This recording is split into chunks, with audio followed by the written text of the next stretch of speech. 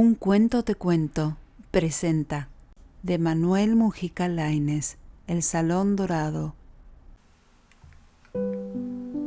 Hace 5 días que la niña Matildita dejó de existir, y el Salón Dorado, en el cual tan poco lugar ocupaba, trémula con su bordado eterno en el rincón de las vitrinas, parece aún más enorme, como si la ausencia frágil acentuara la soledad de los objetos allí reunidos, allí convocados misteriosamente por ese congreso de la fealdad lujosa que se realiza en las grandes salas viejas.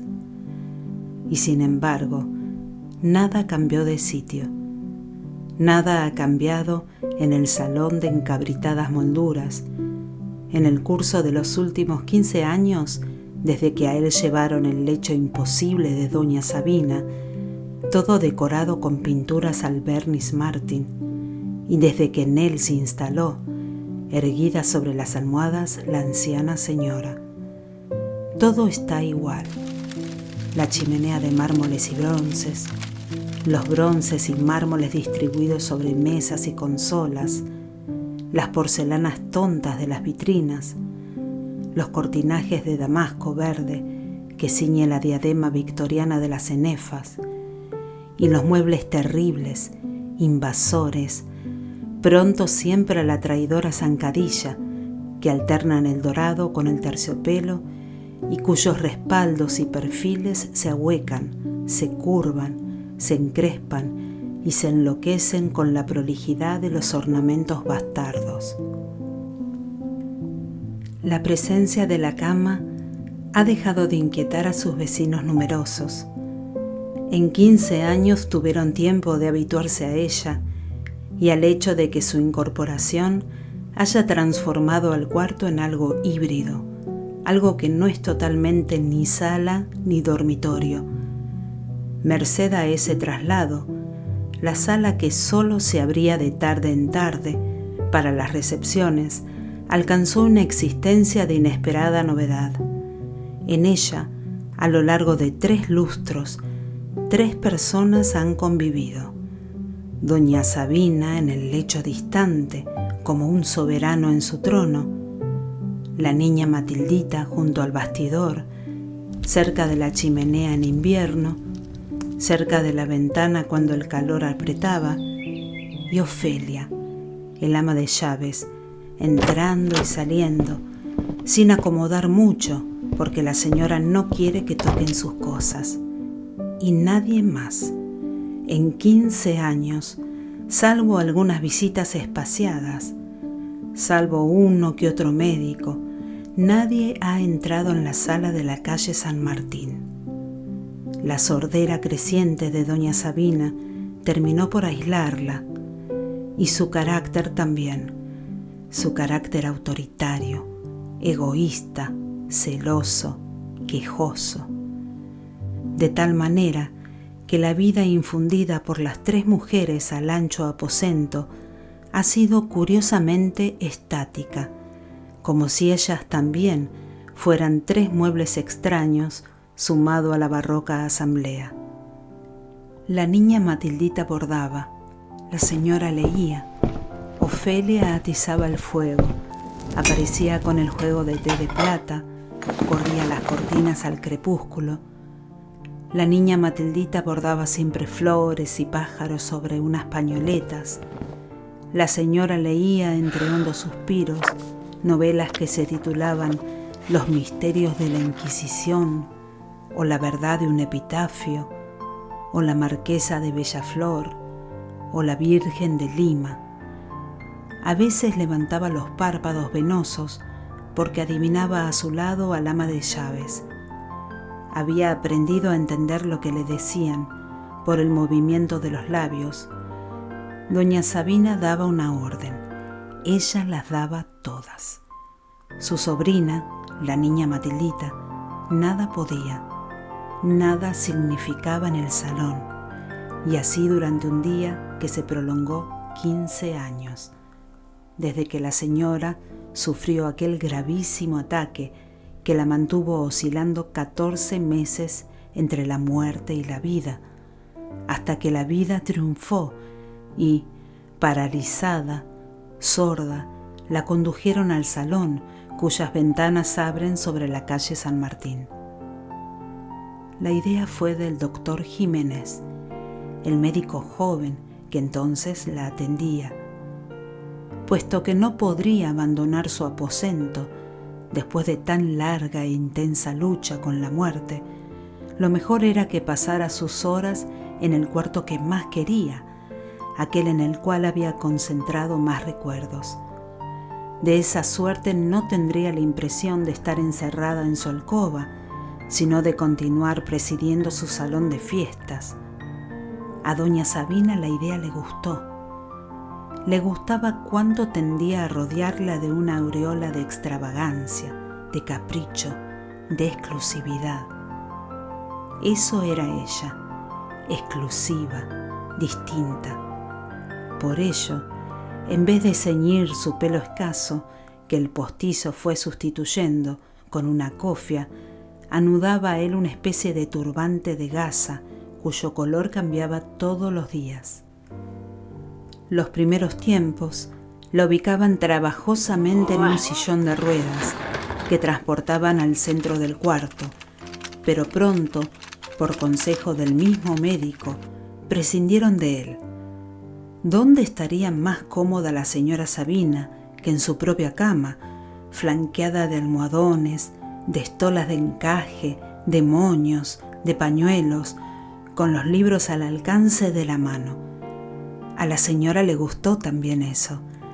Le parecía que cuanto menos la movieran y agitaran, más dueña de su pequeño estado sería, desde el lecho que lo gobernaba por la sola virtud de su diferencia, de su arbitraria intromisión en una sala de recibo, por la circunstancia además sutilísima de que sólo ella pudiera ocupar, entre tantos muebles, ese mueble intruso, orgulloso, jerárquico.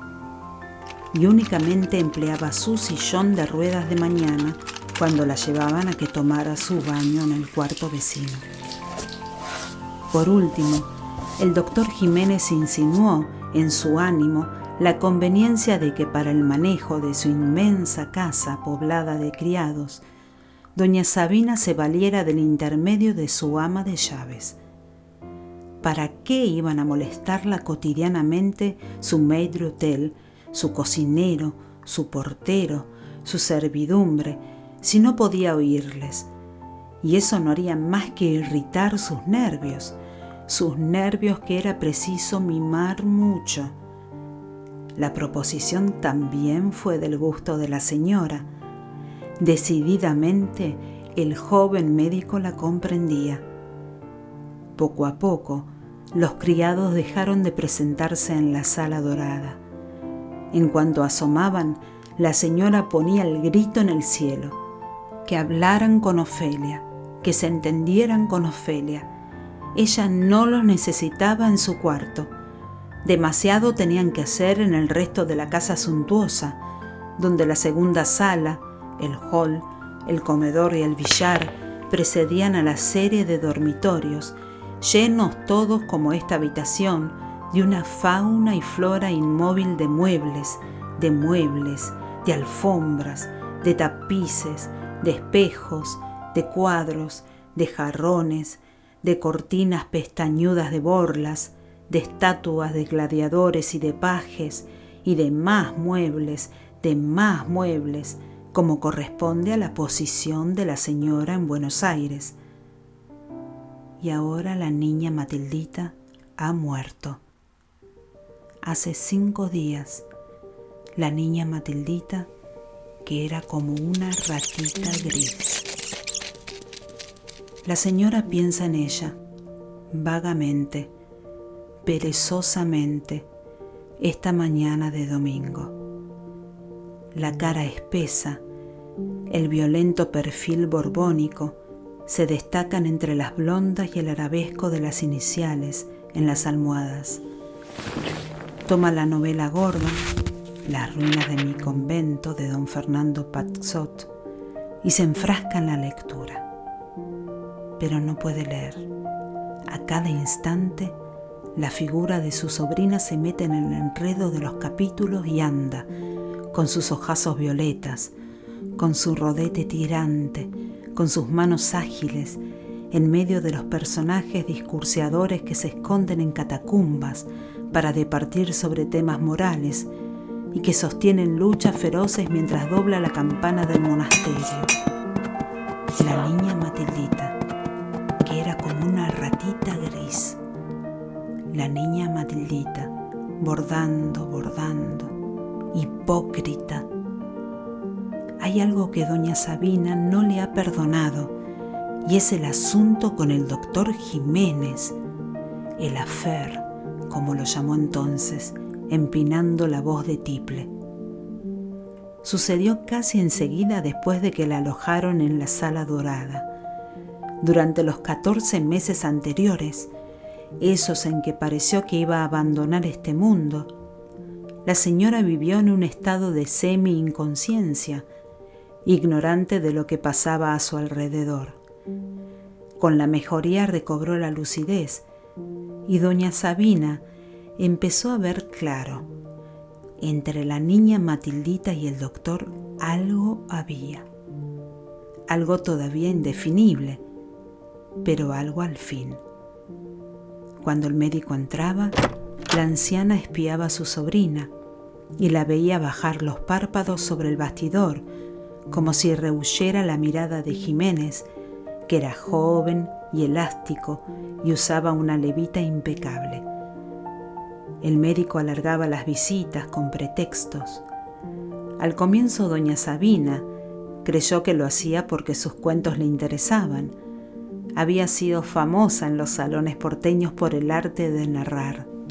Así que desplegó ante él sus fuegos de artificio, sus antiguos relatos que recamaba con ademanes y exclamaciones, el cuento de cuando conoció a la emperatriz Eugenia en París durante la Exposición Universal del 67. Aquí solo Carlota Romero ha tenido unos hombros como los suyos. El cuento del asesinato de Felicitas Guerrero de Álzaga en 1872, el del casamiento de Fabián Gómez con la Gavotti en 1869. Sobre Fabián Gómez poseía detalles inauditos por su vínculo con los Anchorena y los Malaver. Al recordarlo, erguía como un fabuloso castillo la enumeración de las propiedades de doña Estanislada y luego se arrojaba a referir aventuras del conde del Castaño, sobre todo aquella de la comida, en que una cocotte célebre, Cora Pearl, la señora apagaba la voz, surgió desnuda del interior de un pastel de hojaldre. Un día en que por segunda vez recitaba el episodio para el doctor Jiménez, sorprendió en un espejo la mirada de inteligencia cambiada entre el médico y su sobrina. Sintió de inmediato como si se le helara el corazón y sus celos impetuosos se erizaron mientras proseguía las descripciones. Fabián tuvo que regalarle un collar de perlas de 8 hilos para decidirla a hacerlo. Rió el doctor y doña Sabina adivinó en sus labios las palabras amables, pero se había roto el sortilegio. Le habían producido la llaga peor, la herida en plena coquetería. En cuanto al doctor Jiménez salió del cuarto, declaró que estaba harta de ese médico y que quería ensayar otro. Inútiles fueron las observaciones de la niña Matildita, esa falsa, y de Ofelia, esa estúpida. Se negó a atenderlas y se hundió en su libro respirando pesadamente. Más tarde, hizo una escena atroz a su sobrina con un motivo fútil y Jiménez ya no regresó a la casa de la calle San Martín. La niña Matildita, la niña Matildita, siempre en su rincón, bordando, bordando, farsante. Seguramente calculaba que algún día la podría heredar y que esa casa y los coches y la fortuna le pertenecerían. Y ahora ha muerto. ha muerto la ratita gris. Ah, mejor es no pensar en cosas tristes, en el desagradecimiento, en el cálculo, en la incomprensión. Hoy es domingo. La señora tomará su baño caliente y de nuevo en la cama rezará su misa.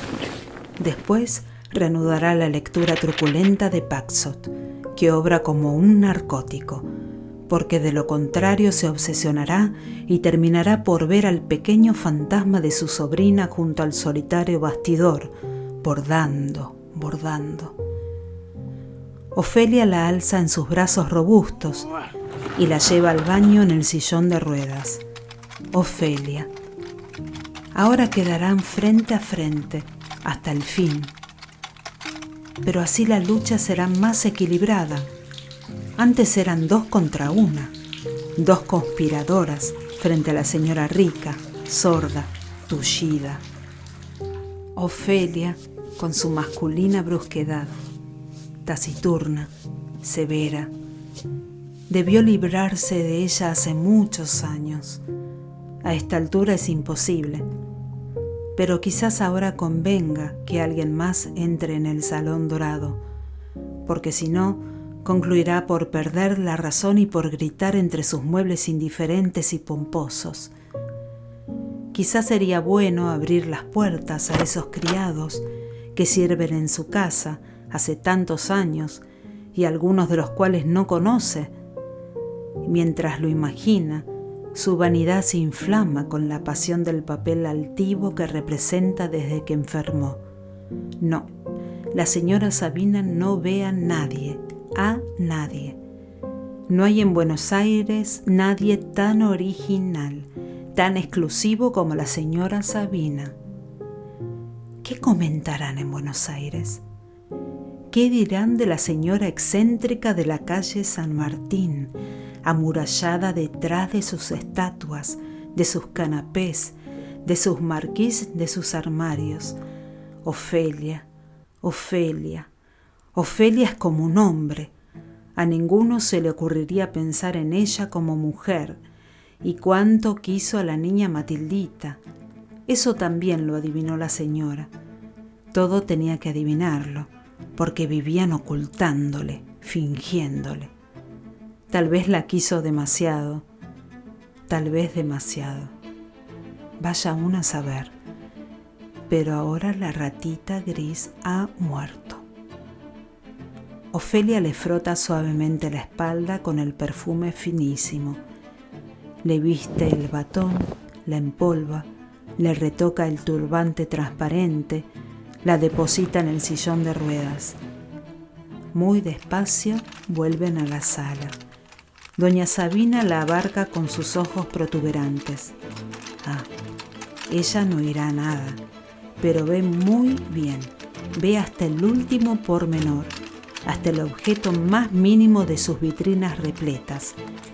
Qué hermoso es el salón dorado, el salón de las grandes recepciones.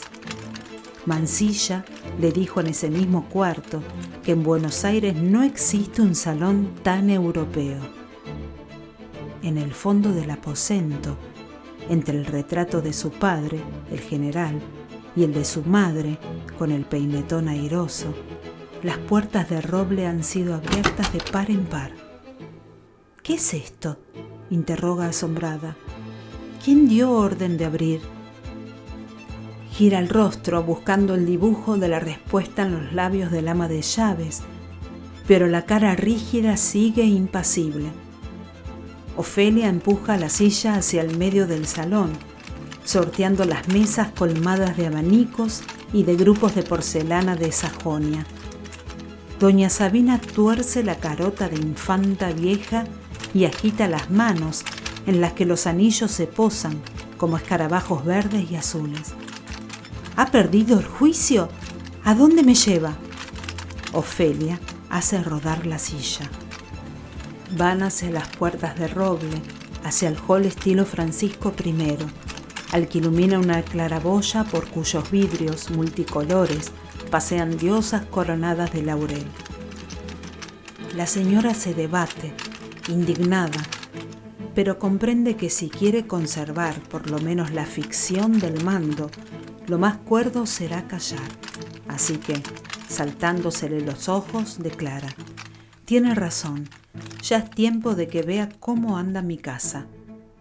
Y en verdad, siente una súbita nostalgia de su casa inmensa, que no recorre hace 15 años y en cuyo corazón permaneció enclaustrada como una absurda bella durmiente, protegida por una selva de muebles y tapices. Tiene razón, Ofelia, me parece que... Su voz se quiebra porque han salido al hall y no lo reconoce. En lugar de la luz enjollada que proyectaban las mitologías de la claraboya, una triste penumbra se aprieta en los ángulos y flota en el aire. Instintivamente mira hacia arriba. Largas manchas negras oscurecen el vitral. Sus ojos se habitúan poco a poco a la tiniebla. «¿Y la araña?», grita. «¿Y los cofres?». Porque la araña colosal, en cuyos bronces reían los faunos, no pende ya del techo, y los cofres tallados no se alinean contra el damasco rojo de las paredes. Doña Sabina da rienda suelta a sus nervios. Sus uñas cuidadas se crispan en los brazos del sillón. «¿Dónde están, Ofelia? ¿Dónde está todo? ¿Dónde están los cuadros?». Los cuadros superponían sus marcos esculpidos hasta el cielo raso. Uno representaba a Napoleón premiando a un granadero de su guardia. Otro representaba el interior de un taller, donde la modelo púdica se entibiaba junto al fuego. Otro mostraba a un prelado conversando con una marquesa. Otro. Pero no hay ninguno. No hay nada. Ni cuadros, ni muebles, ni araña, ni tapices. Solo una mesa redonda y algunas sillas desterradas dan más relieve a la amplitud desnuda de la habitación. La anciana impotente escruta la fisonomía de Ofelia. «¿Dónde está todo, ladrona? ¿Dónde están los mucamos? Llame a los mucamos». Levanta la voz. «A ver, alguien, vengan». Y entre tanto, la silla rueda lentamente. El ama de llave la detiene delante de la puerta que da al comedor. En su panel central hay clavado un cartel: «Bruno Di Giorgio, sastre».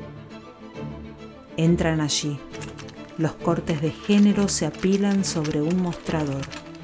Los maniquíes rodean a la estufa, encima de la cual permanece, como un testigo irónico, el lienzo pintado de la carrera de Atalanta, que imita un gobelino. Aquí hay más luz. Doña Sabina advierte que los labios de Ofelia se mueven y descifra sus palabras. Se empezó a vender todo hace 15 años, cuando usted estuvo muy enferma. En aquel tiempo comenzó la ruina. ¿Cómo? ¿La ruina? ¿Qué ruina? La señora se mesa el pelo postizo y desordena el turbante. Están de nuevo en el hall. En la puerta del billar, otro rótulo anuncia: Valentín Fernández y compañía, remates y comisiones. Y el de la segunda sala dice: Ascona, compostura de objetos artísticos. Y así, las inscripciones se multiplican de habitación en habitación. Al pie de la escalera, cuyo arranque enaltecía un trovador de mármol, desaparecido como el resto de los objetos y los muebles, se amontonan los letreros y las flechas que señalan hacia arriba: Mille Saintonge, sombrerera; Carmen Torre, flores artificiales; Gutiérrez y Morandi, fotógrafos; y otro rematador, y un pintor, y el bordado francés, y Loperena, fabricante de violines. Un tic estremece a doña Sabina. La niña Matildita, recalca Ofelia, imperturbable, Trabajaba para el bordado francés. Gracias a ella y al alquiler de los cuartos, usted pudo seguir viviendo en la casa. Pero, ¿con qué derecho? ¿Cómo no se me previno? ¿Con qué derecho? Los médicos aseguraron que sería fatal que usted se enterara. Y a medida que pasaba el tiempo, las cosas se ponían peor. El mal venía de lejos, del tiempo de su hermano. Usted había gastado mucho, las hipotecas, la administración. Había que decírmelo. Yo insistí 100 veces para que se lo dijeran, pero no hubo nada que hacer. La niña Matildita se opuso. Esa entrometida audaz, resolviendo. Ofelia recorta los vocablos y las muecas le tironean los rasgos hambrunos. La niña Matildita fue una santa. Cuando el doctor Jiménez quiso casarse con ella, lo rechazó para no dejarla a usted. La señora ahoga un suspiro. Sus viejos celos están ahí, verdes, vibrantes, tan fuertes como el desconcierto que la sobrecoge. Regresan a través del hall sórdido. En un extremo, el salón dorado brilla, palaciego. Mas acá están la neblina, la impureza, la destrucción, los damascos moteados por la humedad, los cristales sucios, la soledad dominguera de esa casa que el lunes se llenará de extraños, sus dueños. Doña Sabina no quita los ojos de los labios de Ofelia, de la cara de Medusa de Ofelia. La niña Matildita fue una santa, vivió para usted, para que usted no sufriera. Y Ofelia rompe a llorar, con un llanto grotesco, un llanto de hombre desesperado. El salón de fiestas, con la cama de Bernice Martin al fondo, hace pensar en una nave magnífica, una galera a la que la tormenta obligó a anclar en un puerto de brumas, habitado por gentes miserables, rapaces, hostiles. Cómo fulgen las porcelanas en las vitrinas, la ronda delicada de pastores y músicos. Cómo fulgen los espejos y la alfombra de Aubusson y las sillas y las lámparas que indican el camino hacia el lecho cubierto de pieles y encajes, hacia la novela de don Fernando Paxot y los perfumes mezclados en la mesa de luz. Pero la señora no aparta su mirada de la boca de Ofelia. No ve el salón dorado, donde la chimenea canta dulcemente. No ve nada más que la boca de Ofelia. Yo me voy, señora Sabina. Tengo que anunciarle que me voy. Me voy ahora mismo. Ya tengo todo arreglado. ¿Se va? ¿Usted se va? ¿Está loca? Sí, señora Sabina, me voy. Yo no soy una santa. La niña Matildita era una santa. Ella vivió para usted, para su egoísmo. Yo no podría, no quiero hacerlo. El ama de llaves le da la espalda. Se aleja. La señora sorda se pone a gritar, y su voz de tiple cruza el salón dorado y vuela por las habitaciones vacías, entre los maniquíes enhiestos de Bruno Di Giorgio, entre los sombreros espectaculares como fruteras, entre las máquinas de fotografiar y las horribles flores artificiales, entre las diosas de vidrio y los violines que duermen. El lunes, la casa se llenará de enemigos. Deberá guardar al lunes, sola, en el salón de oro que los cuartos acechan, como animales grises y negros, como lobos y hienas alrededor de una gran fogata.